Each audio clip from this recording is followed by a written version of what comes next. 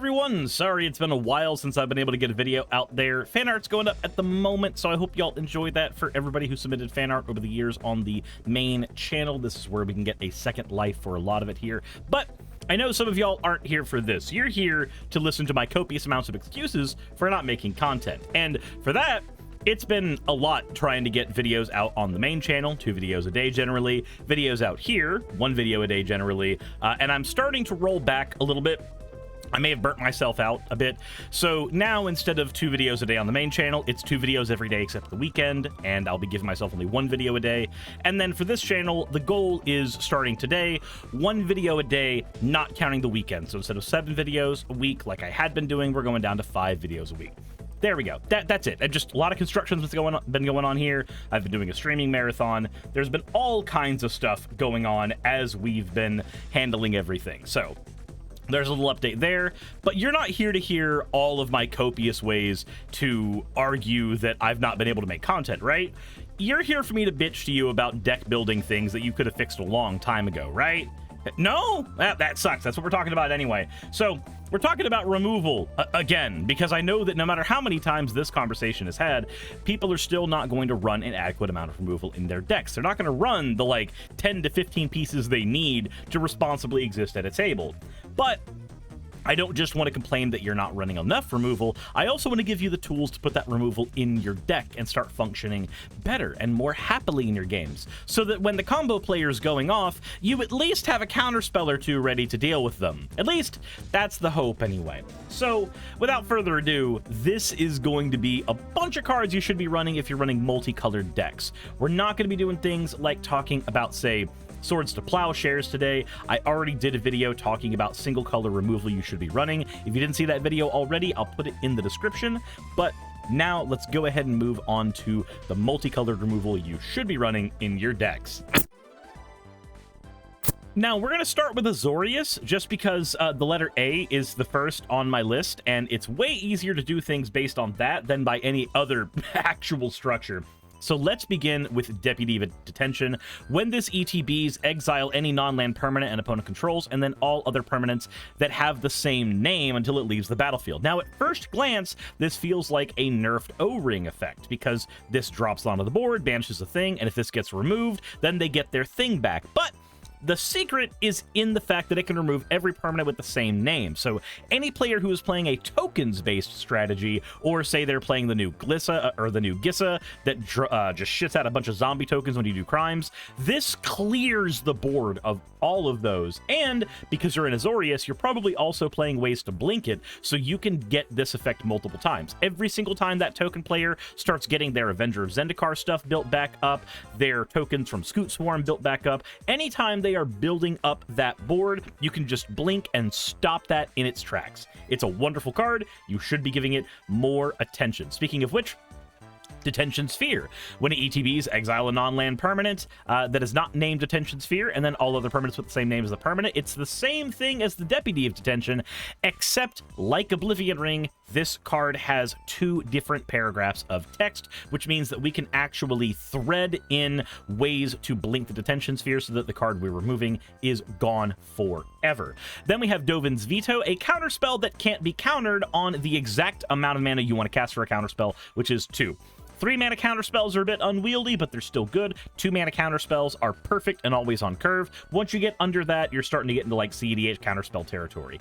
Then we have Dramatic Rescue, a wonderful card that can blink any creature to an owner's hand, and then you gain 2 life. Use this to get rid of a Voltron commander, or use this to reset things like your own Niv Mizzet. I actually have a copy of this in my Niv Mizzet Reborn deck. I did a video on that. And that video actually is not up to date. I've been updating that deck as well, so if you check the Moxfield link, there's the changes I've made to the deck as new cards have come out. That's just kind of a thing to take note of. If I am using any of my $15 decks in real life, I actually do update the lists for those decks in real time. So as I make changes to my main deck that I'm using IRL, the deck may be a little different than what is shown in the video as I start sculpting that deck and tuning it more and more. Then we have a recent card from Markov Manor, No More Lies, a counterspell that it's basically mana leak, but it's in 2 colors, which means, again, in decks like Niv Mizzet Reborn, we can yank this into our hand very, very easily. Any deck that cares about multicolored stuff is going to be very happy to see No More Lies as one of its counterspells. Then we have Fractured Identity, a 5-mana sorcery, but it can exile any non-land permanent, and each player other than its controller then creates a token copy of that. Use this in any of your decks that are group huggy decks or politic decks so that you can get rid of a problematic card, and then either you gain access to the card, or you can be like, hey, the Voltron player was a problem, and we don't like the fact that his commander is a giant draw engine. Would anybody else like a giant draw engine in their commander? This card can do that for you. Fractured Identity is a very, very interesting design space, and I want to see more removal that gives benefits to the table as a thing. I may not enjoy playing group huggy decks myself or politic decks myself, but I do know that this card is there for players who do like that kind of ability. Then we have Farm to Market, an instant that can stop any attacking or blocking creature by blowing it up. That's not the reason I like it, though. I don't like effects that that get rid of attacking and blocking creatures, because oftentimes creatures that are on the battlefield are doing other things, like activated and triggered abilities, and that's what we're worried about. I have it in here because it has Divination as the aftermath. So if we're playing any deck that can mill ourselves a lot, and wants to mill ourselves to get to stuff like, say, an Esper Reanimator deck, Farm to Market is a very, very good include for that. Not only can you blow up a creature on the board usually, but you have the ability to draw to discard afterwards, which, again, is a divination effect that is... It's more of a divination looting effect, but it's an effect that allows us, if we're playing Reanimator-style decks, to not only have a draw card that is in our graveyard after we've milled it, it also gives us access to more ways to discard stuff out of our hand, which is very important in those Esper Reanimator packages. Then we have Failure to Comply, a 2-mana bounce spell that can return a spell to its owner's hand, effectively a remand that's not a counter spell, but its Aftermath ability lets you choose a card name, and until your next turn, your opponent can't cast spells with that name. So typically, we're going to use this as a card that can say, hey, no, stop that spell, play it next turn. But we also get to just say, hey, no, don't play this spell until the next turn. Or even better, play the failure early so that we can disrupt something early in the game, and then hold on to the comply until we know that our opponent has tutored something. Let's say we're playing in a pod where we know somebody is typically a CDH player who's trying to play some casual games, so they still have, like, the Thassa's combo in their deck. So they activate their Vampiric Tutor, and you go, hey, buddy, what if on your turn you couldn't play Demonic Consultation? And they're just kind of staring at you like, you know, they know, you know, they know, you know what they did. Then we have Render Silent, another counter spell, but its controller can't cast spells for the rest of the turn. This is really good for turning Storm players off of the rest of their game effectively, as long as they do not instant speed respond to this and then just go off at instant speed. Typically, there's still going to be some sorceries they want to weave into their stuff, so this is a very good way to stop that. And then we have Spell Queller, a flash flying creature that ETBs exiling a spell with mana value 4 or less, taking it right off the stack. And then if this leaves the battlefield, the exiled card's owner may cast that card without paying its mana cost. Now, interesting thing about Spell Queller. This card is okay at removing any type of problematic spell off the stack, but it is best when you use it on a counter spell. If you use Spell Queller on a counter spell, taking it off the stack, the minute that Spell Queller leaves, like if you blink it or if you let it die to something in a political move, the Spell Queller will easily be able to grab that card away from the person forever, because they must cast the card the minute the Spell Queller leaves the battlefield. This means if there are no spells on the stack, if Spell Queller took away a counter spell, the card basically fizzles and does nothing. It's a wonderful card that you should be running in more decks that have blink abilities. And even without a blink deck, just the ability to take a counterspell off the stack, anything off the stack really, but primarily I use it to get rid of counterspells if I'm using the card. So I think it's a fantastic card, and you should include more of it in your deck. Alrighty, now let's move on to Boros. This is a color combination that has trouble finding everything at once, but in the removal package, we actually have some interesting finds this time around. Aorus Cost, one of the new cards from Karlov Manor, has Double Strike and Vigilance, and whenever it ETBs, you can suspect a creature. If it is already suspected, though, you can exile it. It's worded a bit funky, but functionally, what you can use this for is in a Blink style deck or a Reanimation style deck where you can get him up multiple times, or even a Suspect deck in general. You can either use his ability multiple times or use him as a dedicated removal piece in a commander deck with lots of cards that can suspect other cards. As long as you have some way of repeating this effect twice, you can get rid of pretty much any creature. Also, it happens when he ETBs or attacks, so you've always got the ability to get his effect multiple times. Then a favorite of many people, Boros Charm. 4 damage to a player or planeswalker, or give all your permanents indestructible, or give a creature you control Double Strike. So this is Planeswalker removal that also has a bunch of other abilities attached to it. Then we have the Durgar Hedge Mage. When it enters the battlefield, if you have 2 or more mountains, blow up an artifact, and if you have 2 or more planes, blow up an enchantment. Typically, you're going to get both of those things if you're playing a deck that is well balanced. Then we have Fighter Class, a card that can tutor up an equipment to your hand, good for decks that want Death Touch style removal effects. And its final ability is what I want to talk about, though. It makes it to where anytime one of your creatures attacks, you may force a person to block it. So in combat style decks, this is a card that can not only get you stuff that you want for your deck early, but it turns into repeatable removal late game. And then we have Rip Apart, 3 damage to a creature or a planeswalker at sorcery speed, or blowing up an artifact or enchantment. Nahiri can blow up an artifact, enchantment, or creature so long as the cards are tapped, not counting the enchantments, and it can give you looting in every other situation that it's not doing that. Lightning Helix can blow up anything that has 3 toughness or less, and also give you 3 life as you do it. Again, with Niv Mizzet style decks, this is a removal piece we get to our hand easily in those kinds of decks. Justice Strike is another interesting one. For 2 mana, any creature will deal damage to itself equal to its power. Typically, creatures that are not like, Pride of Hullclade will have the ability to kill themselves with their attack values. Wear and Tear, this one's interesting. It can either blow up an artifact or enchantment, or you can fuse them to blow up both. And then Zenith Flare deals X damage to any target, and then you gain X life, where X is the number of cards with cycling abilities in your graveyard. If you're playing like Mardu Reanimator with a lot of the land cycling creatures in your deck, like Trolls of Karazun or the Oliphant, this is a fantastic card to add because this gives you easy removal if you are constantly cycling creatures away for reanimation purposes or even living death purposes later on in the game. Moving on to Deir, one of my personal includes, because of Niv Mizzet, that I actually really enjoy, is Agony Warp. Use this to make it sure that any of your creatures can win a combat fight, or give a creature -3, -0 until end of turn, which is a very cheeky way to get rid of indestructible cards, especially in decks that may suffer from a lack of exile effects, where they normally would get rid of indestructible creatures with that. Then we have the Caladius Assassin, a flash clone that can come into battle as a copy of any creature your opponents have, and then if it has the name of the creature, it blows up the creature. Be your opponent's strongest spell, kill your opponent's strongest spell.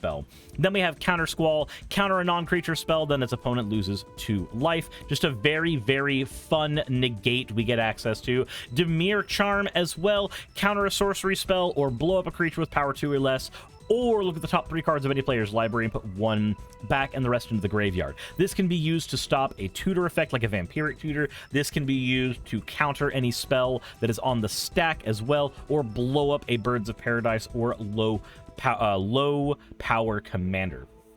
And then we have Hostage Taker, exiles any creature or artifact until this leaves the battlefield, and then we can cast that card as if it were our own later in the game if we choose.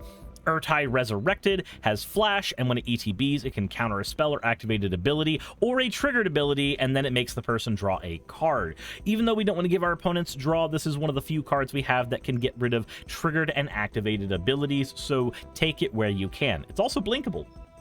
Then we have Drown in the Lock, counter any spell or blow up any creature with mana value less than or equal to the number of cards in an opponent's graveyard.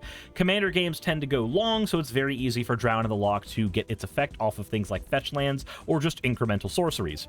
Then we have Deir Doppelganger. It's a little bit like the Celesia Assassin. Exile any creature from your graveyard, and this becomes a copy of that card from any graveyard. So this is removal not for the board, but for the graveyard. And if you think that removal from the graveyard is not important, then you've never lost to a Reanimator deck. Please try cards like this out in more decks. They will serve you well.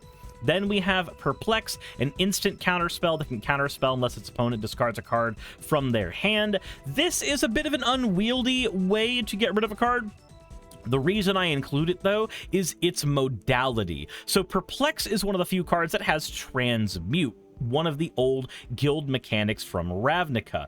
And the way Transmute works is you can pay 3 mana, discard the card, then search your library for any card with the same converted mana cost as the card, and put it in your hand at sorcery speed.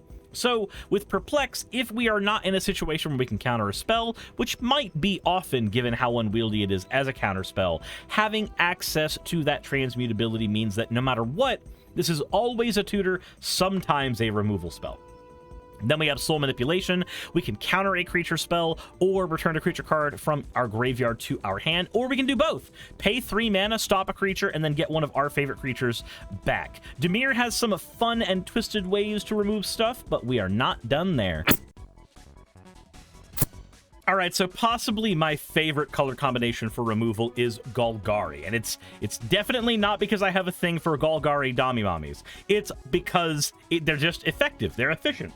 Look at Abrupt Decay. It can't be countered. It gets around Ward, and it blows up any non-land permanent with mana value 3 or less. Assassin's Trophy kills any non-land permanent with giving them a land. Atomize blows up a non-land permanent and then proliferates for us. Binding of the Old Gods kills any non-land permanent and then gets us forests. Mortality Sphere destroys any non-land permanent, and then it costs less if we have gained life. Putrefy blows up artifacts or creatures. Windgrace's Judgment kills a non-land permanent from everybody's board. Maelstrom Pulse blows up a non-land permanent and all other permanents with the same name, killing the token player.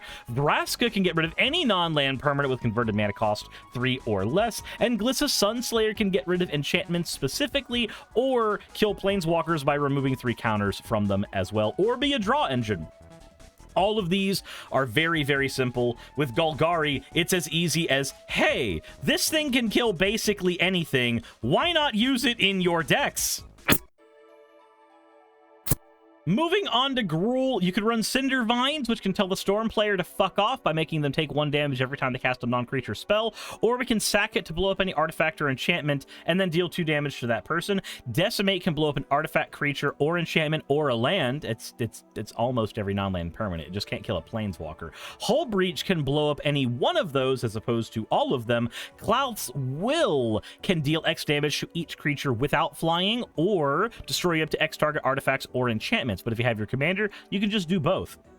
Struggle and Survive deals damage equal to the number of lands you have to something, and then also with the Aftermath, you can make each player shuffle their graveyard into their library, effectively getting rid of things on the board and things in the graveyard at the same time.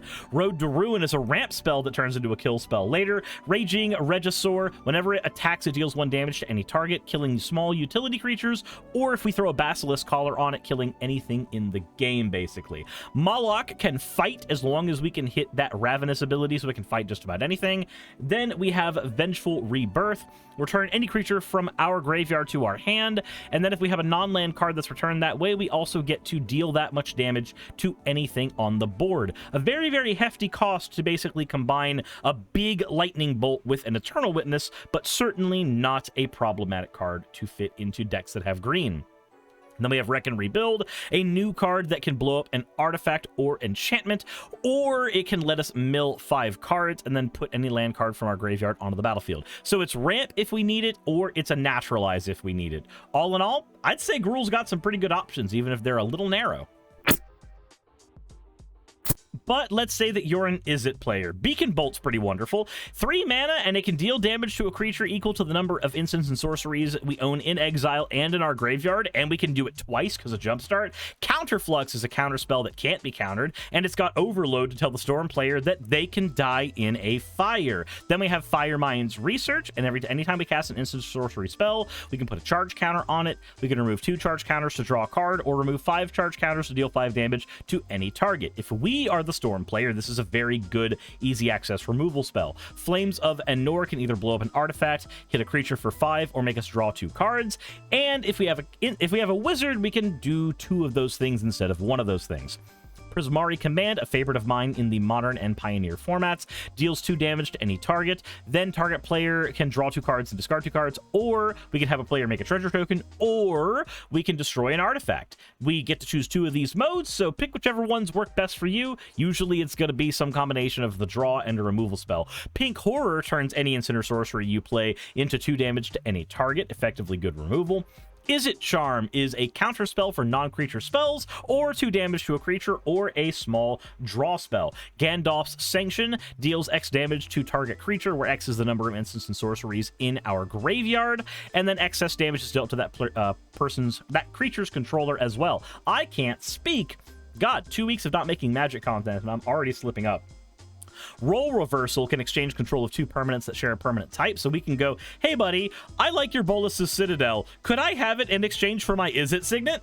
Then we have Suffocating Blast, counter any spell, and then deal 3 damage to target creature. 4 mana is a lot to spend on a counter spell, but if it's a counter spell that also kills a creature, a good 30% of the creatures in Magic the Gathering, that's not a bad rate of return for 4 mana. Though, if you want some of the least narrow removal in the game, Orav is going to do you the absolute best. Look at Angel of Despair. When it ETBs, blow up any permanent. That's almost as good as Meteor Golem. Unfortunately, it's not, colorless. Anguished Unmaking can exile any non-land permanent, and we lose 3 life. Ashen Rider can exile any permanent as long as it's ETB'd or died. Despark can exile a permanent with mana value 4 or greater. Rite of Oblivion can exile any non-land permanent as long as we sack a non-land permanent, and we can do it twice because of flashback. Mortify can blow up a creature or an enchantment. Legion to Ashes can exile any non-land permanent, and then it turns the token player into dust. Fracture can get rid of an artifact, enchantment, or a planeswalker. The new Ruthless Lawbringer can sacrifice a card on our battlefield to blow up any non-land permanent, and then Utter End can exile a non-land permanent for 4 mana. And this is included in like every precon, so it costs 11 cents. You don't have an excuse. It's so easy to get removal. But what if you're a Rakdos player? Well, Bedevil is here to blow up any artifact, creature, or planeswalker. Deadly Contemplation is a sorcery speed murder that can also put a 1/1 counter on a suspected creature or cause a creature to no longer be suspected. Draknian is a 6 mana removal spell, exiles up to 1 creature, and then we can use it to give our commanders power equal to that creature's power. The Imistrum Predator can get rid of cards in a graveyard every time it attacks. Terminate can blow up any creature and make it not be able to be regenerated for 2 mana. Rakdos Charm can turn a player's graveyard or artifacts into dust, or just, the token player has 30 cards in their field, so they just die. The card just kills token players instantly. Run Rakdos Charm! Then we have Phyrexian Purge, a sorcery speed removal that lets us pay 3 life per target and blow up any number of creatures. This can either be a board wipe or a single target removal very easily. Kill, Maim, Burn can blow up an artifact or blow up a creature or deal 3 damage to a player, or you can do all of them. And you take your pick, however many you want. Then Sabo Tavak, she has first strike protection from Legends, so she can be your own commander if you want her to be, but she can tap and pay 2 mana to blow up any target legend, so, all commanders go away. And then we have Wrecking Ball, blow up a creature or a land. And I don't think I have to tell you how important land removal is in a format that has access to Maze's End, Maze of Ith, Glacial Chasm, Nykthos Shrine to Nyx, Baldur's Gate. I could keep going on with problematic lands you should probably be killing, but for some reason our stigma against land destruction prevents us from getting rid of important cards as well as cards that, don't matter. Look, nobody's saying blow up your opponent's island. They are saying get rid of your opponent's Gaia's Cradle, though. So I've caught a little bit of hate at the card shop for using this card in Blink decks, but no. Aura Shards is just an all-star.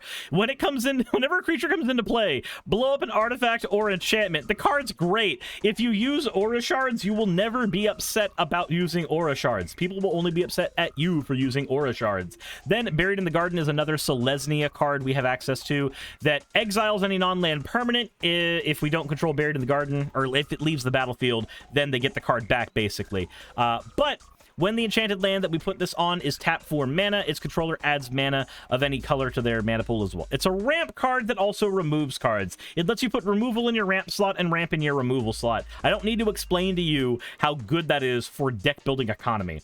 Dromoka's command can either prevent all damage an instant or sorcery would deal, telling the red player to fuck off, or Blasphemous Act to fuck off. It can kill an enchantment by making somebody sack it, or it can be a fight spell. You choose two.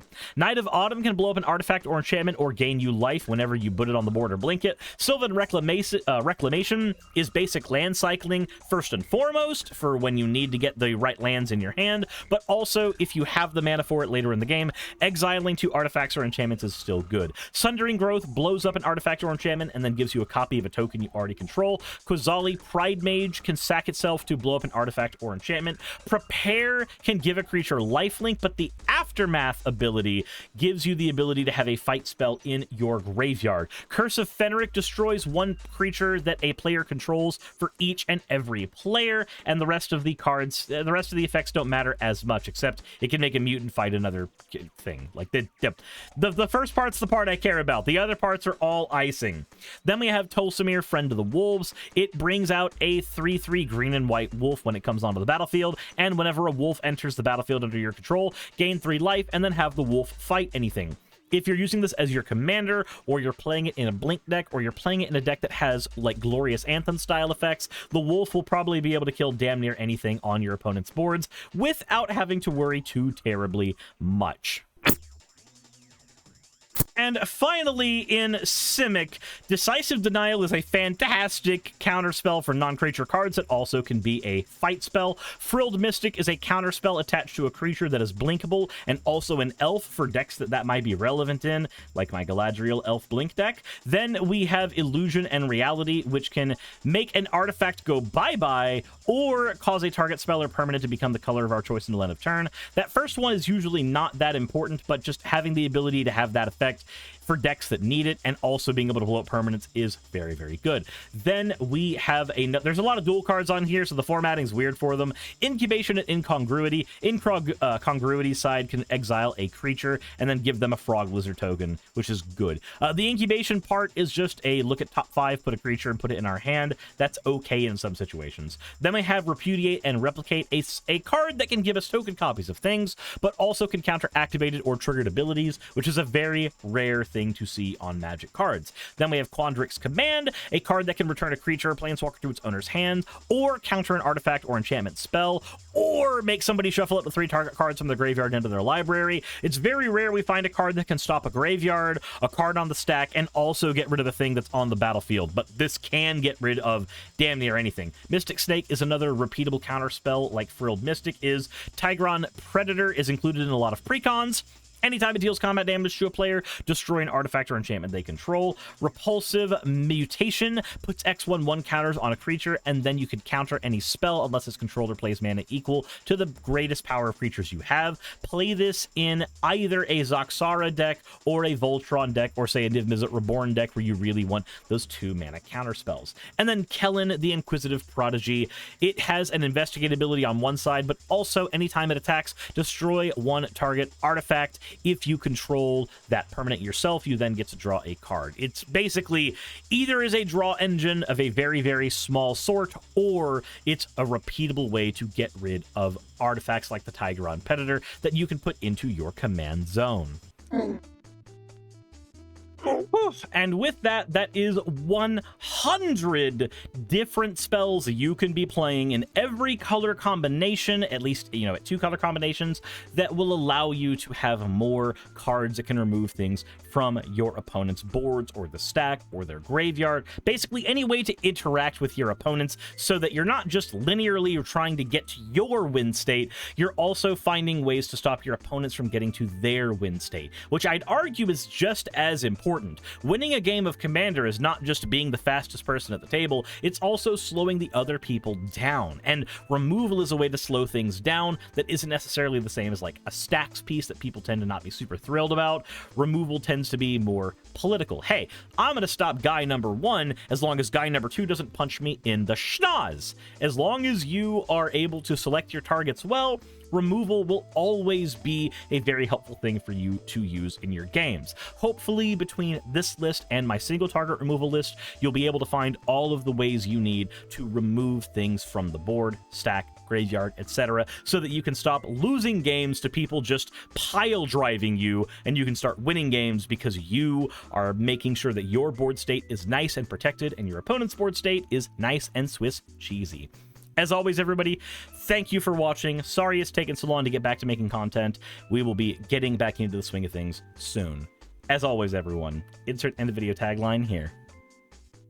Hey, I just quickly want to give a thank you to all of my wonderful patrons who keep this show running. YouTube and Twitch are a pretty bumpy ride at the best of times, and the stability a Patreon provides me is worth more than I can say here. I'd also like to thank each and every one of my $20 and up patrons here, and they would be Red Joker, Britzkrieg, Cameron, Dren, Jemshin, Smiling DM, Poundini, Nabbity Babbity, Naomi, Isaac, Agamotto, Jordan, Ravi, Giuni, Kiratorian, Prisma, all of you, Sagitt, I'm not saying that part, and Starlight. And finally, thank you to everyone else that helps keep this channel alive. While you're here, why not check out another video? And thank you for watching.